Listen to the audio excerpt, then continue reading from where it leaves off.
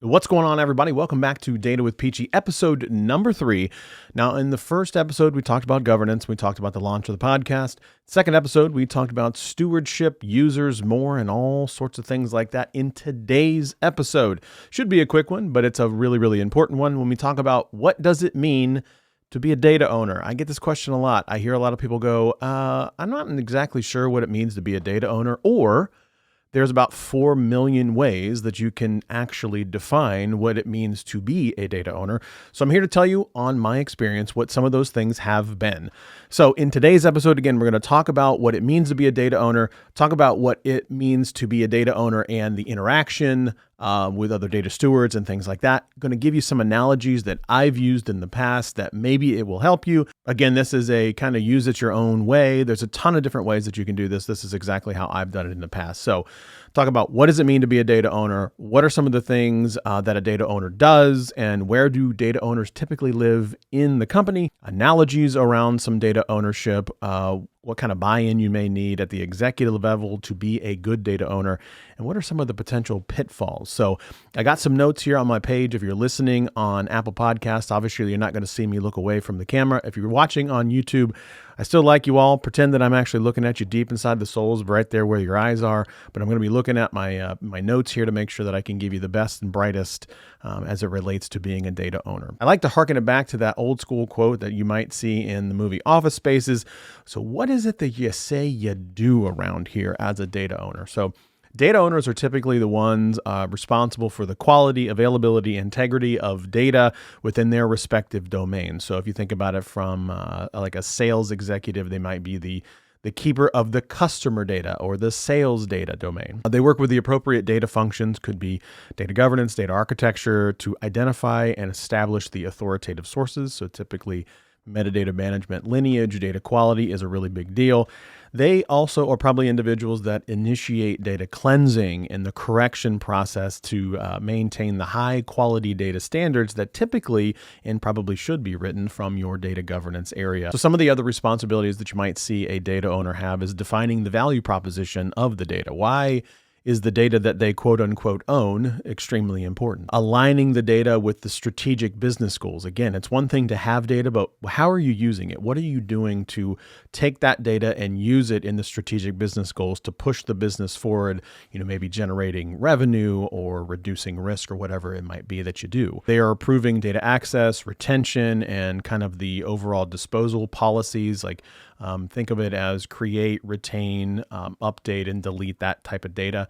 Identifying and mitigating data risks associated with the data. Again, that goes into the cleansing that I talked about in the beginning. They typically partner with your data governance team, if you have one, hopefully you do, to operationalize the policy and standards within their respective data ownership domain. A big thing here, and I want to mention it again, is data owners must understand the business value of the data that they have and how the company could be and should be leveraging it for a competitive advantage. So what level of the organization is typically a data owner? Really, a data owner should be somebody higher up in the organization that has the accountability and the responsibility and also the autonomy to be able to make the decisions that are really key on the data in question. A data owner should be somebody that has the power to wield the changes necessary to make sure the data is meeting the strategic advantage, making sure that it is of quality, or being able to pull the levers out there to make sure that that thing happens. So when you start to think about it from, defining the value proposition of data, aligning the data to meet the strategic views, you're seeing somebody higher up in that organization. Now, it doesn't necessarily mean that they always need to be that. And we got to remember that there's a difference between a data owner and a data steward. So one analogy I want you to think of is think of the data owner as maybe like a real estate landlord, somebody that has the property, that data, they own it, they oversee that, they whatever it might be, and they decide the terms of use, the maintenance, the security of the data. A data steward would be more akin to like a property manager. So they oversee the property on behalf of that landlord, ensuring that it's well maintained, the tenants, the people who use the data, follow the rules, and that the property meets all the regulatory requirements. Again, think about it. The data owner has that level of accountability, but they may not necessarily be the person who's got the hands-on keys like a property manager would be, making sure that that's who the tenants are going to go to more often than not is that data steward, but that data owner would be the ultimate landlord. So that's just one quick analogy that I know that I've used in the past is, again, data owner, think landlord, data steward, think property manager that works in conjunction with that landlord. So again, you can kind of see where the hierarchy is in an organization from a data owner and a data steward perspective. Now, what are some of the mindsets of a data owner? They're typically somebody that's very value driven, someone that can say, how can I use this data to improve decision making, generate insights, and create new opportunities? That's something that they should be aware of, but they also should be risk aware, meaning they understand the potential legalities, the reputational damage, and the financial risks if the data is misused in some way, if there's some sort of breach, or people aren't using the data as it's intended to be using. And that'll probably be a future episode where we talk about using the data that it's intended to be used for, most likely in a data quality episode when I get to it in the future. Lastly, one of the things they should be is collaborative. They've got to partner with data stewards, your technical department or your IT department, legal, compliance, regulatory, business stakeholders to ensure that the data that they, again, quote unquote, own, I don't really like to use the term, but data owner that's in the definition is to ensure that it's used effectively and responsibly. Now, one of the big things I see a lot is like when you identify a data owner, what are some of the kind of key challenges? Well, one of the first key challenges is actually getting a data owner to accept the fact that they are a data owner. So one thing that it has to happen at even the highest of levels is when you bequeath somebody and say, congratulations, you are a data owner, they need to understand, what does that mean? What does that entail? So you need to lay out maybe almost like a RACI, like a roles and responsibility document that says, this is what it means to be a data owner, and get them to go full buy-in on that. If you don't have buy-in from a person that you want to say is a data owner and they don't accept that responsibility, you are not going to have success in any type of the organization, because if they don't buy in to be that data owner, they're probably not going to be able to do what's required or what should be required of a data owner. So one of the key challenges right out of the gate is you got to find the right person to be the data owner. And sometimes that may require you to, work up and down the hierarchy chain of an organization to make sure that you have the right people. This is where you want to, establish a really good relationship, a working relationship with some of those key executives, maybe have your executive go have a conversation with them and fully understand what it means to be a data owner. You can't just go in and say, congratulations, you're a data owner, figure it out.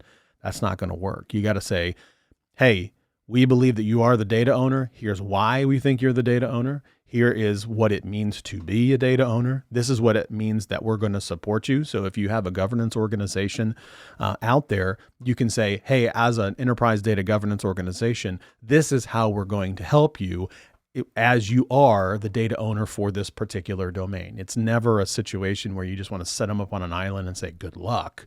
You definitely want to offer the support for them to say what it means to be a data owner. So let's say just for a second, you have figured out that you have a person, they have accepted that responsibility. What are some of the key challenges they're going to have?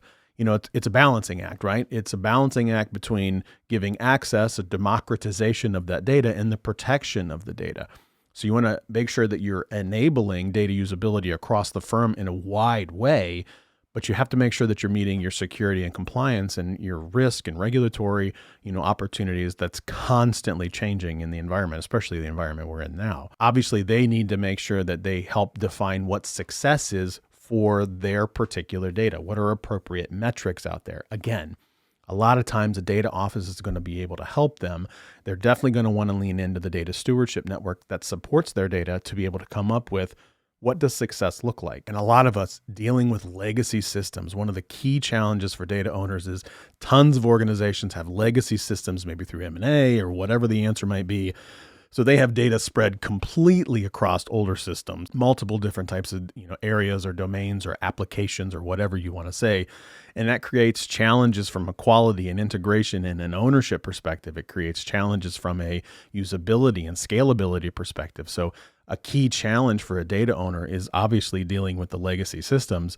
And then they have a ton of competing priorities. It's like, I've got executives from here until kingdom come. Where do I get the buy-in? Where do I go? It's difficult to devote a ton of attention when you have competing priorities on legacy systems and you want to be able to give access to data the way it's supposed to be, but you have regulatory requirements that say, hey, you got to be real careful with that. So that's one of the things and key challenges it means to be a data owner and kind of overcoming those things. So again, in this episode, we talked about what does it mean to be a data owner? How many definitions are out there? The answer is a lot. In my definition, it's usually a high-level executive that has the accountability and responsibility to make sure that, they bring the quality and regulatory requirements of that particular data. Talk about a brief analogy between the landlord and the property manager. Another analogy, I'm going to throw that out there at you, is data owners like a restaurant owner. They set the menu, they decide on the ambiance, is it well lit, is it dark, what is the restaurant going to be like? They source the best ingredients, and then the data steward, it's kind of like that restaurant manager. They ensure the quality of service, maintain the establishment, make sure that it's clean and make sure that it's according to standards, and it handles the day-to-day operations. Again, that's not necessarily something that the data owner does, but the data steward for sure does those types of things. Both roles need to work in harmony with one another to create a successful restaurant. That obviously you want to deliver a really nice dining service, or you want to deliver a delightful dining experience, and it requires a data owner and a data steward to understand what those are. And that's why having those roles and responsibilities between both of them is incredibly important. But I want to hear from you. If you're watching this on YouTube, leave a comment and let me know what you think. What are some of the pitfalls that you've seen? What are some of the successes that you've seen when you're trying to identify a data owner, identify an executive at the highest level when it comes to ownership? I would love to hear from you on YouTube. Drop a comment on the YouTube video if you're watching it on YouTube. If you're listening to this on Apple Podcasts, consider giving it a 5-star review, thumbs up, whatever Apple Podcasts does. And again, I will be back in another episode, probably going to start talking more about the data assets themselves, but it's really important that we talk about, the people part of it. Data governance and data in general is a people, process, and technology. We're focusing on the people part right now. We're eventually going to get into the process and probably a little flavor of the technology, but honestly, there's no silver bullet technology out there. So anything that you choose, you're really going to be able to make it work. So again, thanks for watching. Like, share, subscribe, do all the YouTube things. If you're listening on an Apple Podcast, consider giving it a 5-star review. And I will see you again potentially next week, but maybe every other week or something like that on Data with Peachey, episode number 3.